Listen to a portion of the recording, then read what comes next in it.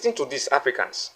Hello everyone, this message is for my African and the Black race around the world. Here goes.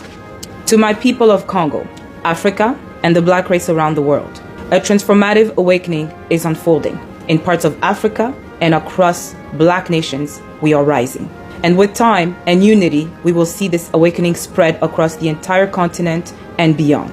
One path to this awakening is through education, through truth, through sharing the right information. For too long, we have been dormant, divided. We have followed the European narrative and even some of our own to dictate our lives. They have conspired to keep us blind, to keep us brainwashed, to keep us miseducated, poor, divided, and at war with each other. But today, we are witnessing something powerful. An African leader is standing up, challenging the corrupt, defying systems built to serve the few and undermine many. I recently read The Slave Ship by Marcus Rediker.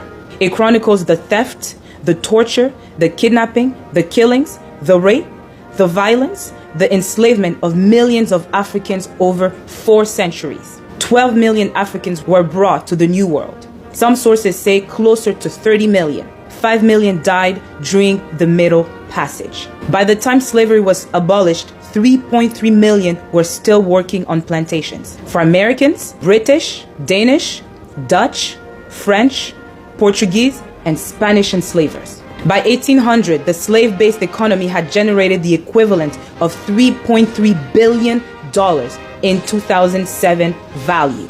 And yet, they called us lazy, unfit to govern ourselves. When they could no longer steal our people, they turned to our land. They gathered in what became known as the Scramble for Africa. They divided our continent. They dominated 90% of it, often with brutal violence. Belgium colonized Congo. 10 million Congolese perished. And later, Congo endured what is called Africa's World War, an estimated 5 million lives lost. All of it for our natural resources: diamonds, sugar, salt, gold, iron, cobalt, uranium, copper, bauxite, silver, petroleum, natural gas, and cocoa beans. Resources that power the industries and technologies of today. Even after colonialism, they found new ways to loot. They pitted African nations against each other, just as they once pitted African chiefs against each other in exchange for human cargo.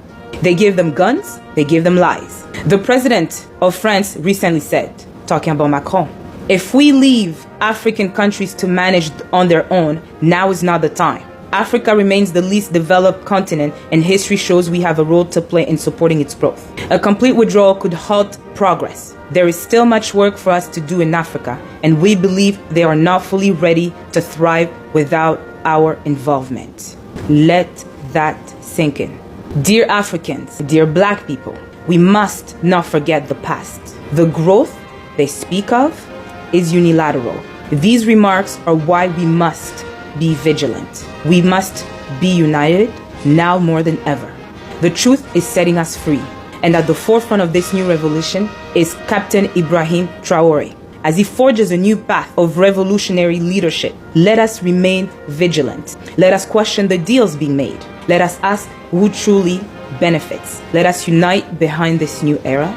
Let us hold accountable those who seek to destabilize other nations. Homeland or death, we shall overcome. Thank you.